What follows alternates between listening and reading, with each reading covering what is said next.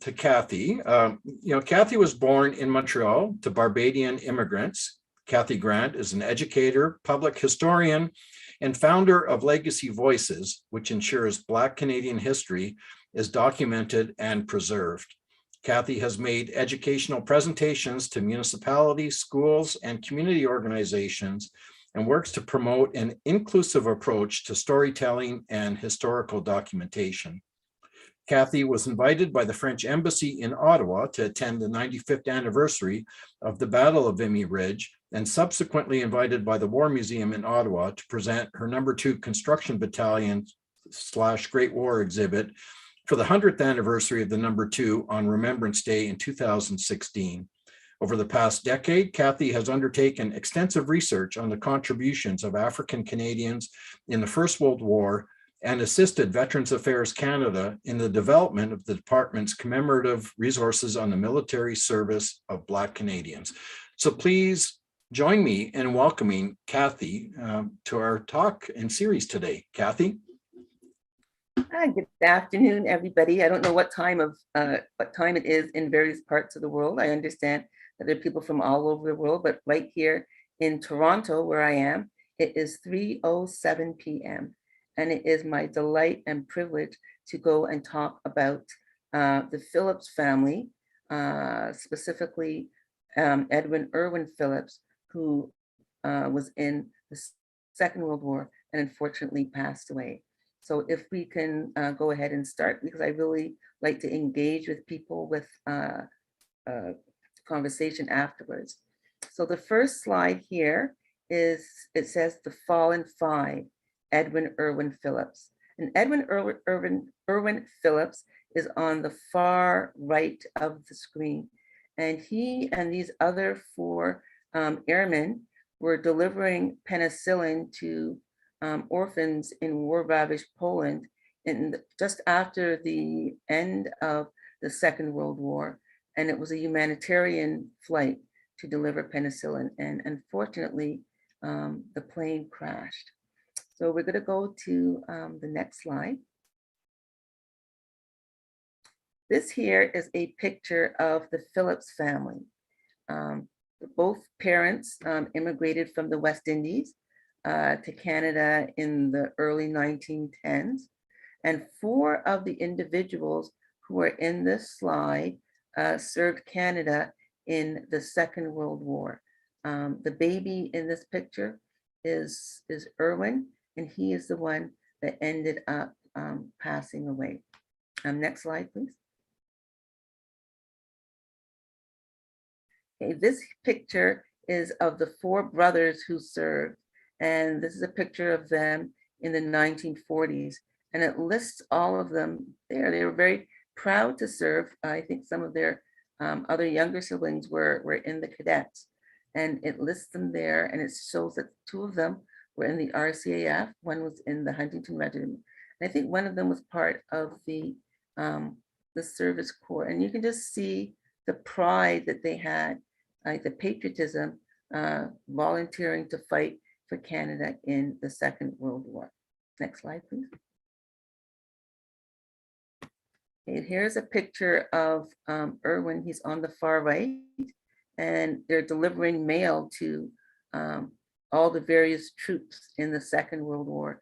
And a lot of people talk about the horrors of war and I guess all of the tragedy, the fighting, the death. But one thing that boosted the soldiers' morale was receiving mail from their mothers, their sisters. It's something that kept them going. It's like, what were they fighting for? They were fighting for freedom and the love that they had at home. Next slide, please. Okay, this is a picture of Irwin. It's his ID card for the RCAF. And I saw this, this image when I went through the military files at Library and Archives Canada. And one thing that I noticed on there is that they described that his middle little finger had been amputated. And each of the files that are at Library and Archives Canada, the military files, they're like hundreds of pages for the Second World War. Most of the ones for the First World War, they have like maybe 30 pages, 40 pages. but the pages that are for the Second World War are hundreds of pages. And when I went to Library and Archives Canada, and I saw how many pages and going through the files, and how amazing, you got to see all the letters that were sent, you got to see his signature, and I thought this would be great to digitize the file and send it off to the family. Next slide, please. Okay, so this picture here is a picture of all of the family members of the soldiers who died. So the wives, some of the children, the person who was sitting in the middle, her name is Florence Phillips. She was a sister, and it was at the Chateau Laurier Hotel in Ottawa. And in taking a look at this old newspaper clipping from, I think it was 1946, 47, you'll see at the back is Prime Minister Mackenzie King. So it's a fabulous picture that we use with schools to talk a little bit about history, and also show the pride that these family members had to honor their loved ones. Another thing I want to point out is that, excuse me, two of the wives that are in there, we got in contact with them after I got through the file, and we got in contact with their children as well, and we digitized the file for those families. Next slide, please.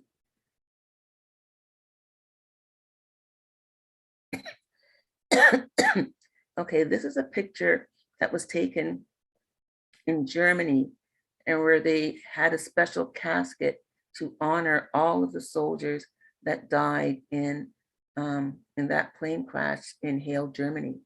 And this picture was inside the military file of Edwin. And also, we pulled all of the military files of all of the fallen soldiers, and the pictures were inside of each one.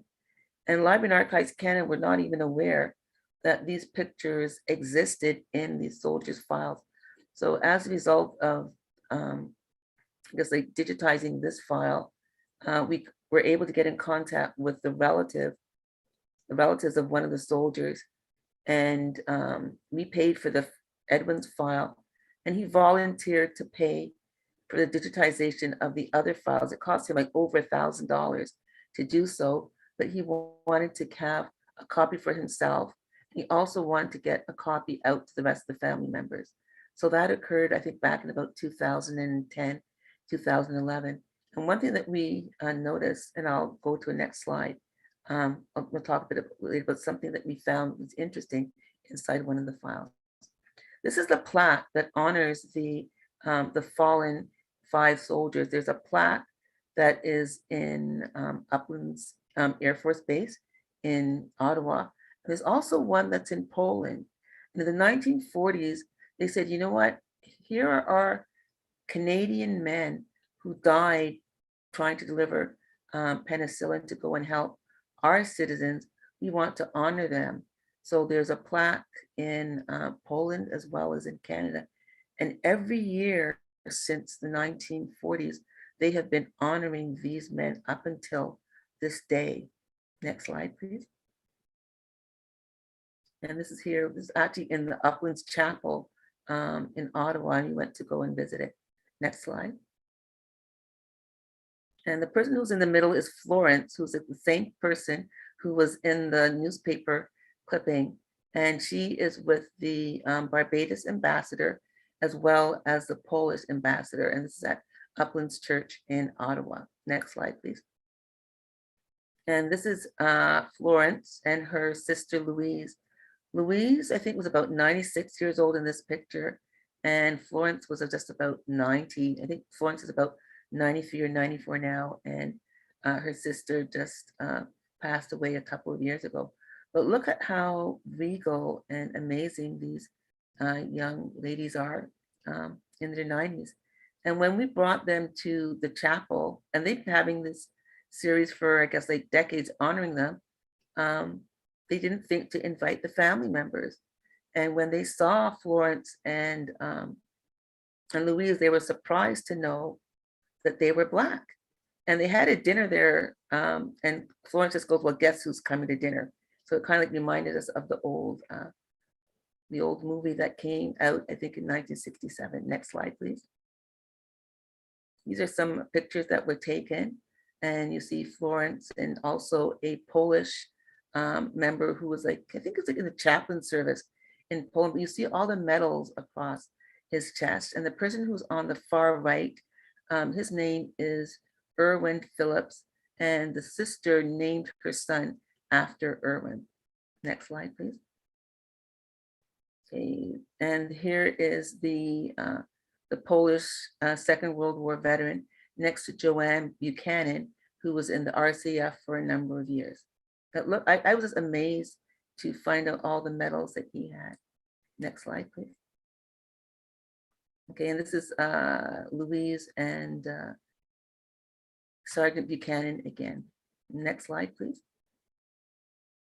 Okay, so I'm wearing the blue jacket in this picture. This is another year. I went back, I think a couple years later. And the lady who's wearing the red jacket, her name is Kate Harling. And it was her dad who died in the plane crash. And we got in contact with her in California. And we connected her with another individual, another son who died, and another son whose father died. And she remembers meeting him when she was about 4 years old and he was about 1. So she said that she was at the Chateau Laurier Hotel when they honored her father. And she said that she wanted to actually visit Germany where the plane crash was, and lay flowers at each of the graves. Next slide, please. And this is a tribute that was done by the High Commissioner honoring Edwin, as well as the 4 other airmen that were there. And it came from the High Commissioner. I don't know if you can read the writing there. I know I need to get another set of glasses to read it, but that was a tribute that was done. Next slide, please. So this is a picture that was taken in Poland, where I guess a Polish minister was honoring the soldiers who died. And in contacting some of the family members, some of these pictures were not inside the files, but they went and digitized a lot of these pictures. I think I have about 60 of them that were sent to the family members, like in the 1940s and 50s. And they're such powerful images. I'll show you a few more. Next slide. Like, look at that. Like, they're there with the reason. You see how they're honoring the soldiers. And I love old Black and white photos. And you see the size of the wreaths. And I think there are also some pictures of what the Polish community who came out also to honor them. Next slide. See, these are members of the Polish community. So you get to see their attire, you get to see some of the military men that are in that picture. And when we go out to schools and we teach about the Fallen Five, like, we also bring out a map so they can say, okay, so where do you think Poland is? Where do you think the crash was?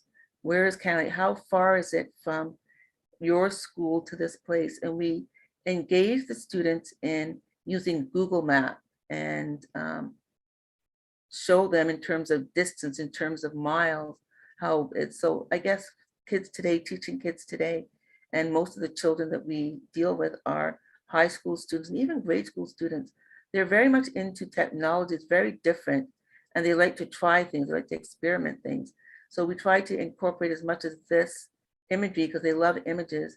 And I teach a bit of geography, teach a bit of math, teach a bit of technology. And also we also teach them a bit of like cursive writing, because some of the files will have cursive writing, and many of the students today, they don't seem to understand cursive. Next slide, please. Here is Kate Harling. This is her father Edwin Patton Harlan. So this is a picture of him. So his pay book was inside of the Library and Archives Canada file. And we were able to send it to her, and she said, this is the dad that she remembers. So she was very touched to receive that. Next slide, please.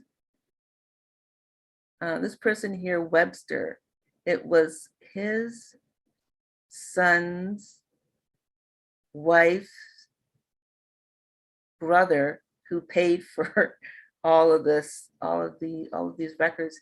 And it was kind of a sad story. If I have time at the end of the presentation, I'll tell you the story about this. Next slide, please. Okay, so inside the box at Library and Archives Canada was the, I think the Distinguished Flying Cross that was inside, and also the Memorial Cross, which was inside of the record at Library and Archives Canada. And normally the cross goes to either the mother or one of the children. It ended up going to the mother of this airman, and she gave it to the son, and the son said he did not want it, and he sent it back. And there's a story behind that. And Library and Archives Canada was not aware that these medals were there, and they put it for safekeeping. Next slide, please. And here's another picture that was taken in Poland, and this person here, I think he's from the RCF, and he has like a patch covering his eye. Next slide, please. Okay, this is a letter that was written from the father of Irwin to Veterans Affairs Canada, saying that he thinks that he should get the benefit because he said, when my children, all four of my sons, were away fighting for Canada in the Second World War, he didn't think to ask them for any type of support because they were defending the nation. But all of them came back, and then Irwin went for, it was even after the war, like in November of 1945, where he went to deliver the penicillin, and he died. So he was saying, well, if there's any benefit, he thinks that it should come to him because he raised all of his children on his own. His wife ended up leaving him for maybe because of the hardship of having so many children. He was just a cobbler, and there are very few jobs that were available to members of the Black community in the Second World War. You will either be, I guess, a cobbler or a shoe shiner or a porter, because those are the only jobs that were available for Black men. And he's just saying if there's any opportunity for him to get some sort of allowance, it would really help him out as well as the family. Next slide, please. And this here is like one of the letters. So the entire file of these men who died, you'll see all the letters that were sent, and some of them are very personal, but you also see the pain of some of the mothers writing, saying, well, I know that my son had a watch, or I knew that my son had this, and when you sent the effects back, it wasn't there. And you just hear the pain that they had. You know, I had to deal with this. And all of the correspondence is in there. I think he wrote about maybe like 3 or 4 letters to Department of Veterans Affairs, and you got to see the effects. So right now, today, like anyone in the world, because we had these files digitized about 10 years ago, you'll be able to go and look up each and every one of these soldiers and take a peek into each of their files to find out a bit about them. They will have, I guess, where they went to school, and you'll get to see the story of Webster, of the Webster family, and why he sent back the military medal. Next slide, please. Okay, so this here is a photo book that was done by Kate Harling.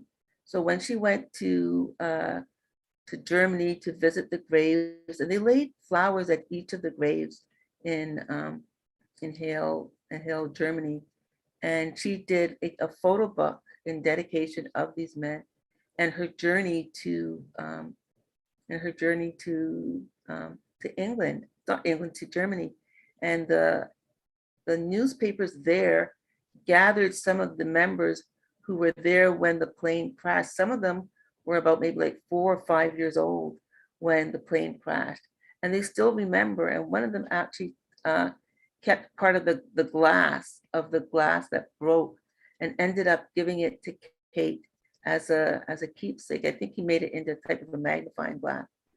But these types of, I guess, like personal stories, you get to learn a bit about each of the men, and it's about stories. We want to hear more about stories than the particular battles, and those little keepsake jars are what we give to kids to find out about the men who died, and sometimes inside there's the name of the soldier, so they can actually go into the internet and look at Library and Archives Canada and find out more about the soldier who died. Next slide, please. So I have questions here in case anybody has any questions, but about the family, etc. But I also want to talk a little bit about some of the work that I'm doing. I founded a group called Legacy Voices, as well as Black Canadian Veterans Stories of War. And it was a Facebook page, and we started off with about maybe 200 members. This was like about 8-9 years ago. And now we have over 9,000 members currently on the page. And we have people from like all over the world who visit and want to know more about the contributions of our Black Canadian soldiers. And some of them, like for the First World War veterans, some of them actually died over in France. And some of them who got killed, and they can locate their body, their names are etched on the Vimy Memorial. And some of them who were in number 2 Construction Battalion, which was a segregated battalion, they were in different, I guess, like cemeteries in France as well. So one of the Facebook members actually got in contact with us, and we said, well, since you're in France, do you mind taking a picture of their grave, or take a picture of their etched engraving that's on the Vimy Memorial? And they did it.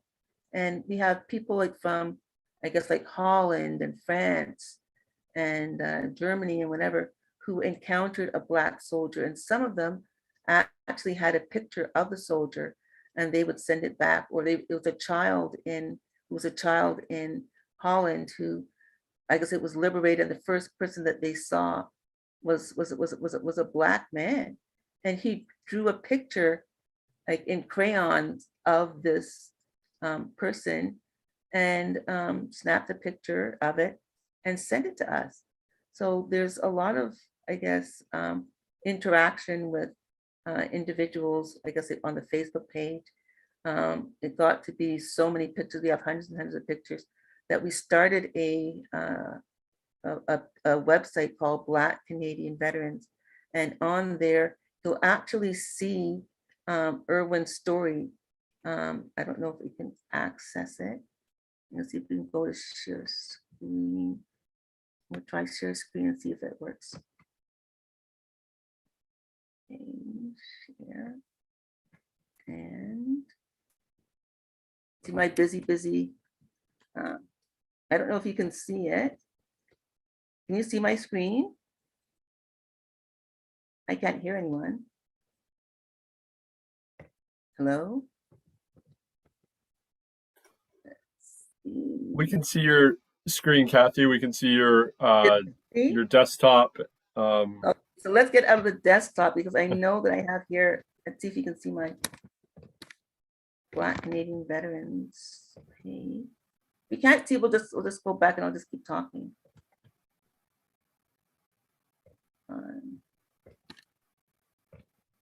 For whatever reason, it's not thinking. Okay, it doesn't seem to. Let's see. Okay. Okay, can you see it now? Yeah, there, we can see it now. Okay, so this is what the website looks like. You have a series of soldiers here. This person who's on the far left is Columbus Bowen. His family came up in the 1910s and they settled in the Amber Valley in out west. And the person who's on the far right is Henry Thomas Shepard. And he was in both the First World War and the Second World War. And he got wounded, I think, 2 or 3 times in the First World War.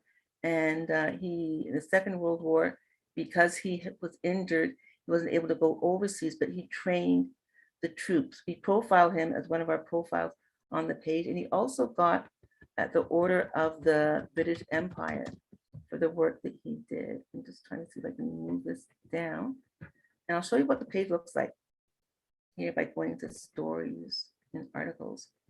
Okay, so this is what the page looked like. We have like over 40 profiles on, and we build so many every week. We add a few more. The person who is on the far right, and I'm just going to click on it real quick. His name is John Alby, and he was in the Second World War. And tomorrow he turns 100 years old. And we were able to capture his story.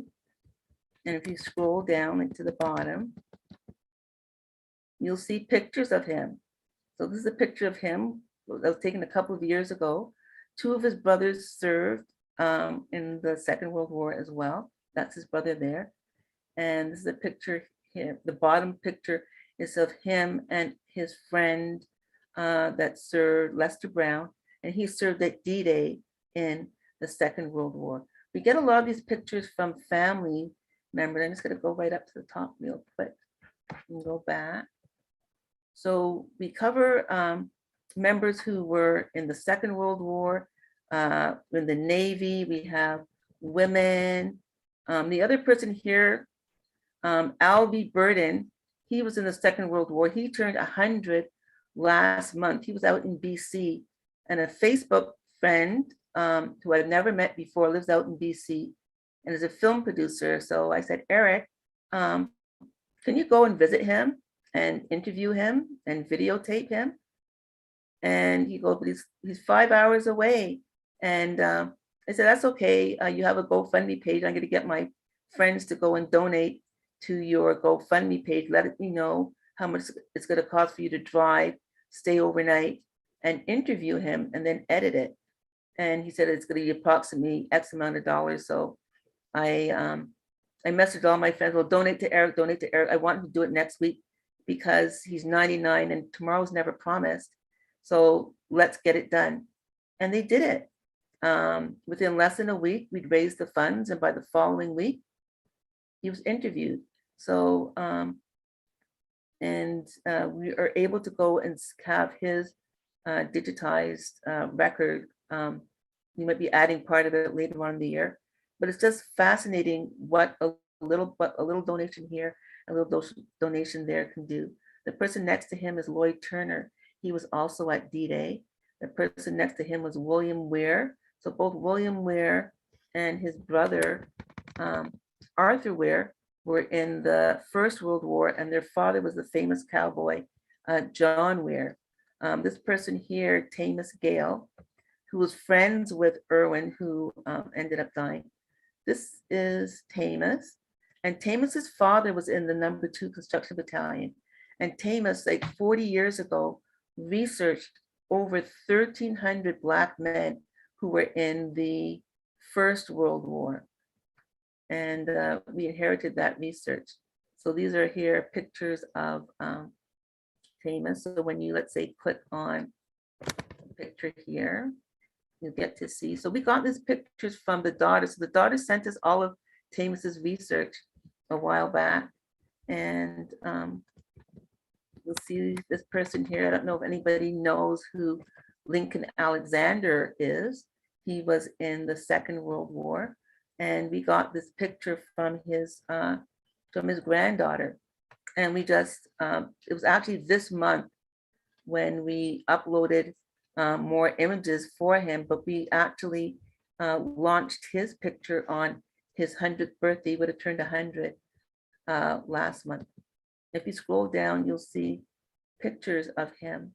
Some people have seen before, but others, they have never been seen by the puppet. So we try to add as many pictures and tell the stories of these soldiers.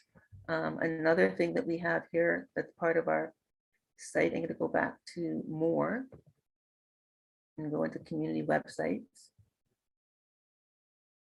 No upcoming events. I didn't want to click events. I clicked events instead of website. So website links. So we partnered with a school in York Region, and there's a link. It's part of the Google Map. And with the Google Map, I'm going to see here. And then after this, I'm just going to open up for questions. So this here is a Google Map, and it lists all of the soldiers and where they were living in. So you can click on it and it tells you a bit about where they are. And we'll let everyone, we'll send the link after this. But also all of the World War I veterans that we profile on our site, we also add them to, we also add the images to as a layer with the York Region District School Board so that they can see pictures of the soldiers. We're not going to do all 600 or 700 of the men. We might end up doing about 20, but each of the students there, they can try to find the soldiers as well and add them as a example. But we're just going to stop sharing right now and open it up to any questions that you may have of the Phillips family, and we can go from there. Thank you so much. I've just been, Tom and I exchanged a message, and I think the first thing we need to ask is if you can tell the rest of that story of why the medal was returned. You kept alluding to it, and now we want to hear it.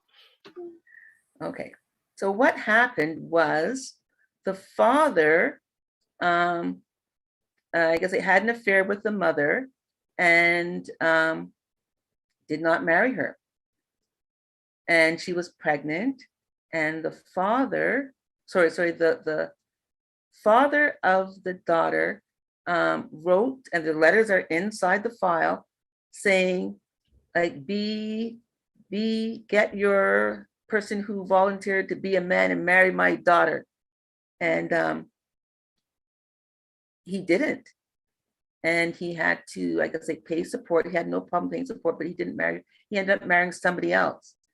And the son was so angry with that, he wanted nothing to do with his dad, and his dad died. But his dad's brother married the mother. And when the father died, when the mother died, because the mother got the medal and she wanted to give it to the son said no, he did not honor my mother by marrying her. So that is why he sent it back, because he should have married the mother. But in the file, you'll find all of this correspondence, and your eyes just open and it's like, oh my goodness. You'll see the letters that the father, or the father of the woman who he got impregnated, it's all there. It's all there for everyone to see. I think he also got the Distinguished Flying Cross as well, like Webster. So all of these records are in there. So his file alone is at least 600 pages, and it's available online. All of the soldiers' records are available online. So now you know. The rest of the story. Interesting. Thank you. And so you mentioned that you kind of brought that to the attention of the archive staff. Is the medal now in a museum, or is it still at the archives? The medal, as far as I know, at the time, it was put in a special area. But I know that the person who paid for the medals, I think his wife wanted the medal. And she's, I guess, like the half sister of the person who didn't want the medal. So that is, that's what, interesting. Thank you.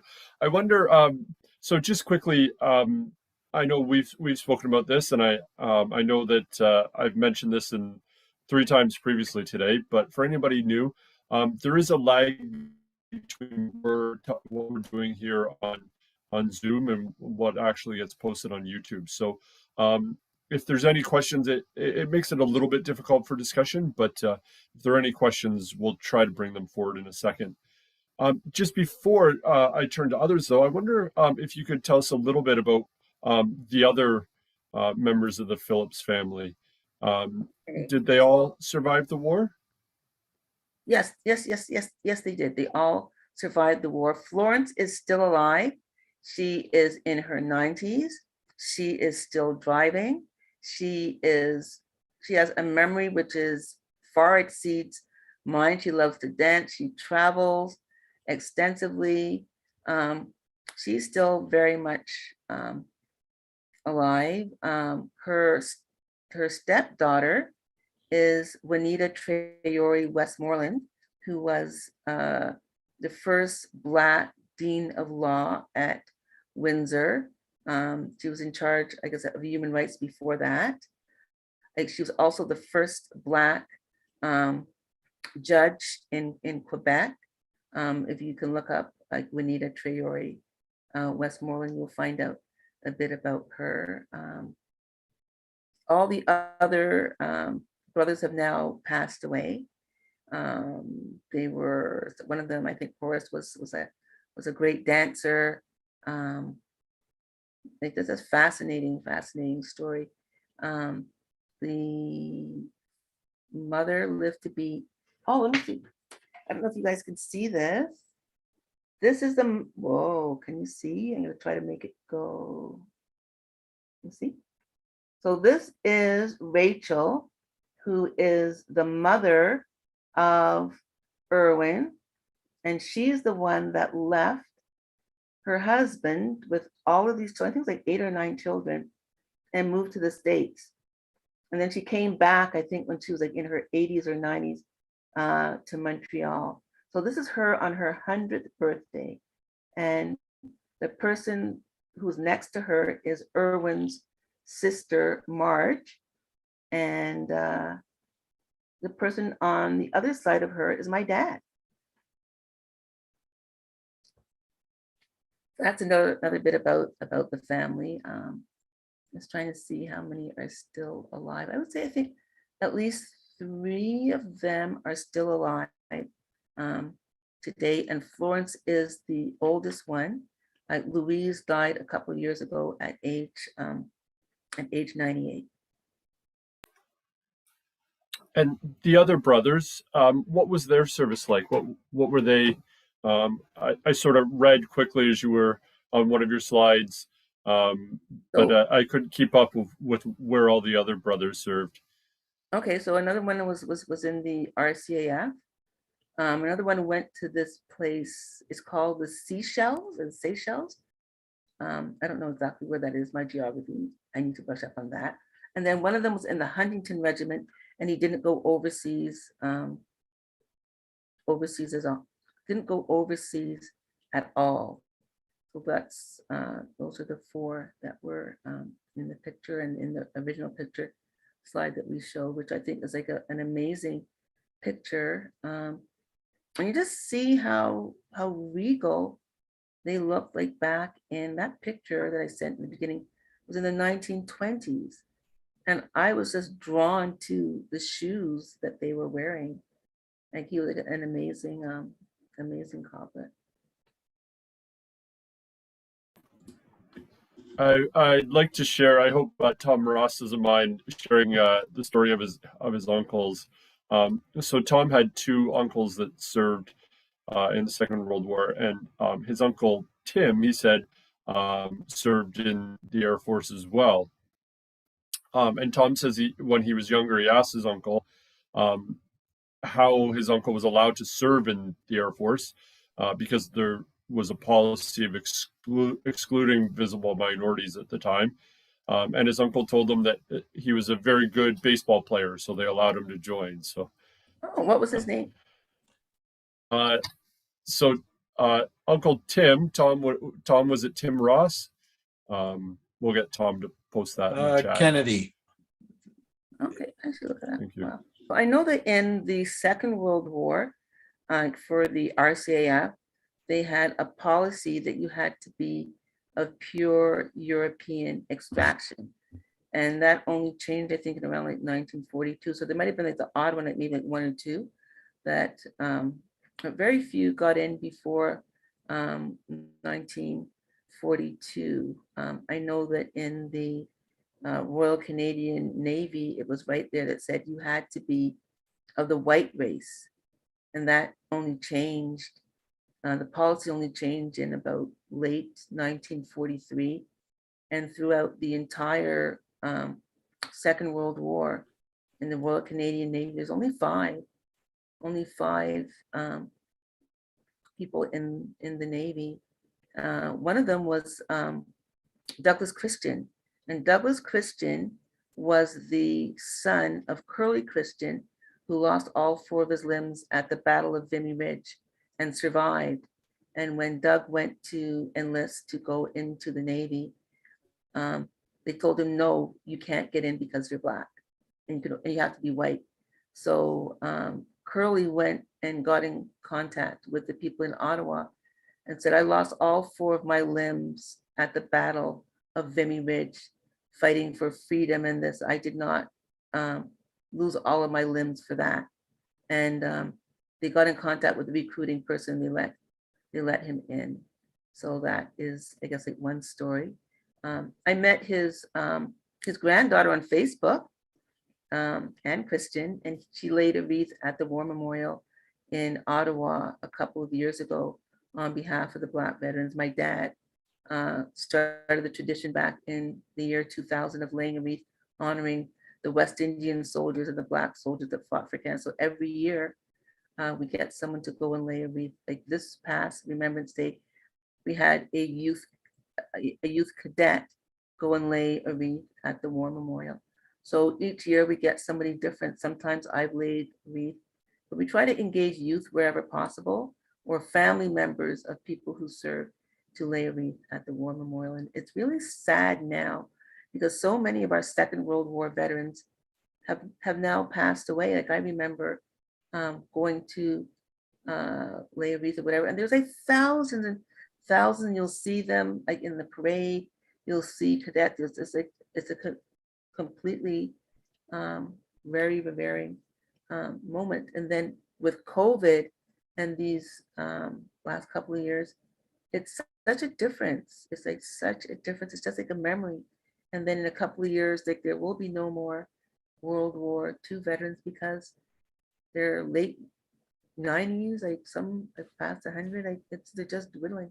And it's so important that we remember and get students to remember. And that's what we try to do as much as possible, to put in the family element in addition to talking about maybe the horrors of war. But we try to downplay that, but we just try to talk about the family, like what happened after the war for these people. Yeah, your website is certainly, as a teacher, I'm an elementary school teacher, so I don't teach 20th century history. That's sort of a grade 10 focus, but I can see how it must be an incredible resource for teaching kids about this side of history. So I just wanted to turn back to Tom. Tom, Ross had another question for you, but I just wanted to clarify, make sure I heard that right. Did you say that there were only 5 Blacks that served in the Royal Canadian Navy in the entire war? That's Is that what you said? Wow, that's they couldn't get in. shocking. Yeah. And so Tom was asking, do you have an idea of how many Blacks in total served during World War II in the Canadian forces? I would say between 2,000 and 3,000. Wow. I'm just gonna get a little bit of water. Hold on a second.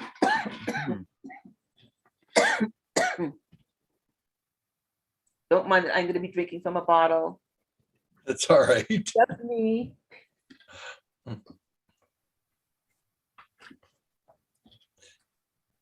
Okay, I'm better. So I was just going to follow up with, where of those 2 and 3,000, where would the majority of them have served? Okay, a lot of them served in Europe. So I guess like Germany, Belgium, um, France. There's a person, what's his name? Milton Cato. So Milton Cato was in like Belgium, France, Holland, and he became Prime Minister of St. Vincent. There's another person, I think it's like Michael Manley or Norman Manley.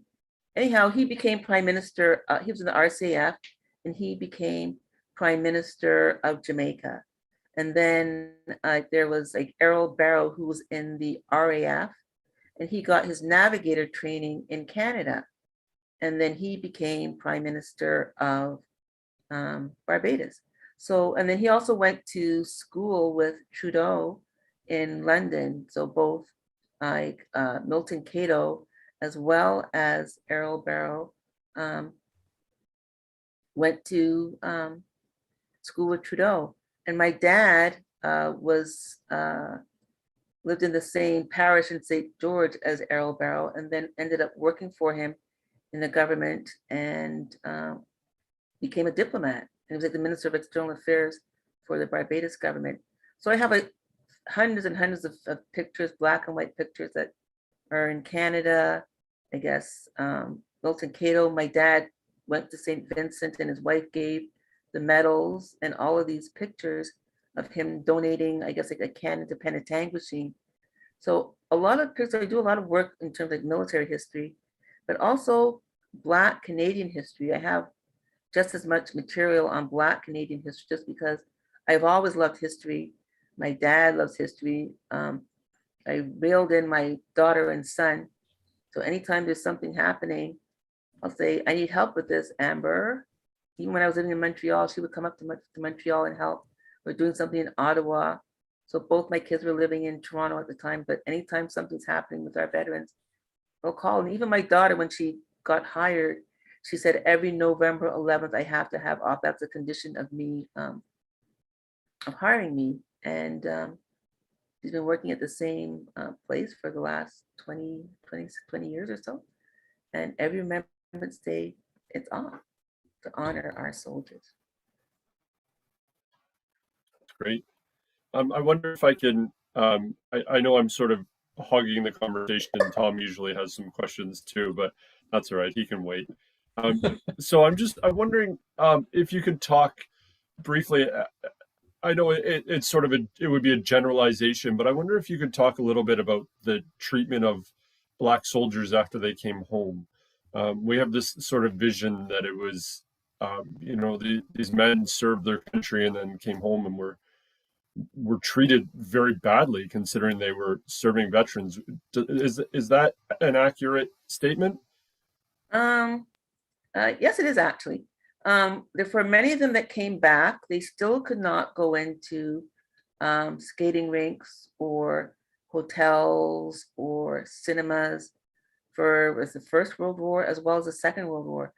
And there's even like a soldier like on like the Veterans Affairs Canada, who's part of our oral history, where he talks about it. He said, you know what? Him and his 4 brothers went overseas in the Second World War. His name is Everett Cromwell. You can actually look him up. So he's actually telling the story that how he came back. And when he came back, I think they gave each of the veterans, I think, $100 to go and buy clothes and whatever. And he met his brother who he hadn't seen in about 4 or 5 years. And then he went to a restaurant in Halifax. He sat down and they're waiting and waiting and waiting. And then he goes, oh, hey, aren't you going to serve us? And then the waitress goes, we don't serve these people. And then he said, he got up, he said, thank you. And he walked up, he said, that hurt. He said, it was like a kick in the belly. He said, here it is. I'm over in France and I go into these fancy restaurants where I don't even know which fork or spoon or knife to use. And here as I come back to this diner in Halifax, and I'm not being served. He goes, that hurt, that hurt. but he ended up being going back into the army afterwards and being a career soldier. So he said that when they were in the military, they were treated like men for the first time. And I think after coming back, things started to change because they're saying, we didn't fight for this. We did not fight for this. And then some of their chums, whatever. So things actually really started changing after the veterans came back, about maybe 6, 7, 8 years. And then things slowly started to change. But I know that even like in the 50s and so like that, like you wouldn't find Black attendees in like Simpsons or the Bay. It was only through a lot of protests that things actually started to change. But moving forward, if things are not perfect, we just talk about it. It's part of history. We share these stories and just say, well, how can we make things better? How can we make things better? And that's what we try to do. So, you know what, how can we make things better? Things aren't perfect. Let's make it better today than it was yesterday, and then just keep going and going. Absolutely. Thank you for that. And that's really become somewhat of an unofficial theme for a lot of our talks today, is looking back at a lot of the struggles and people throughout the 20th century struggling for equality.